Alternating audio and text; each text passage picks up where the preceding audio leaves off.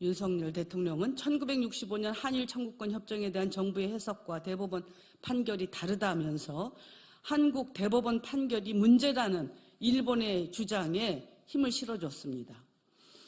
1965년 한일협정과 후속 조치를 면밀하게 검토하고 강제동원 피해자 개인의 위자료 청구권은 한일 청구권 협정에 포함되지 않는다고 판결했던 우리나라 대법원을 짓밟았습니다.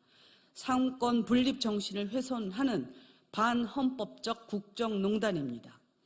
일본 기업이 내야 할 배상금을 한국 기업이 대신 내는 것도 부족했는지 윤석열 대통령은 일본 총리 앞에서 구상권을 행사하지 않겠다고 선언했습니다. 그런데 구상권 소멸 시효는 10년입니다.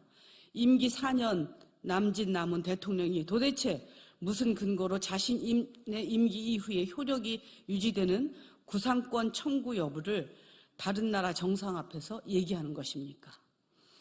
WTO 제소 치하도 성급했습니다.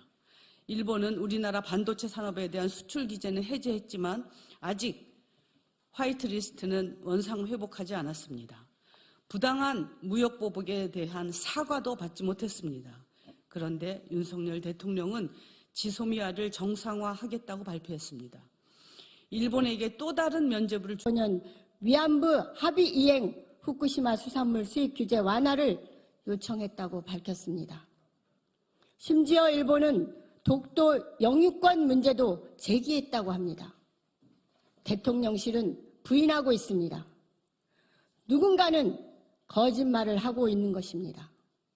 그냥 넘어갈 문제가 아니지 않습니까? 우리 영토에 관한 일입니다. 일본이 국내 정치 때문에 거짓말을 한 것인지, 대통령실이 국민을 속이려고 거짓말을 하는 것인지 명명백백하게 밝히고 엄중히 책임을 물어야 합니다. 이번 한일 정상회담으로 한일 관계가 개선되기는커녕 새로운 갈등이 재점화됐습니다. 이번 한일 정상회담이 본격적으로 불을 지핀 것입니다. 윤석열 정부의 굴욕적이고 망국적인 외교에 대한 국민적 분노가 전국 각지로 들불처럼 확산되고 있습니다. 피해자 단체를 넘어 학계와 시민단체, 시민사회, 지역단체, 심지어 그간 사회 문제에 비교적 소극적이었던 대학생들까지도 거리로 나서고 있습니다. 윤석열 대통령이 발표한 강제동원 배상안에 대해 강제동원 생존 피해자들은 공식적으로 거부 입장을 밝혔습니다.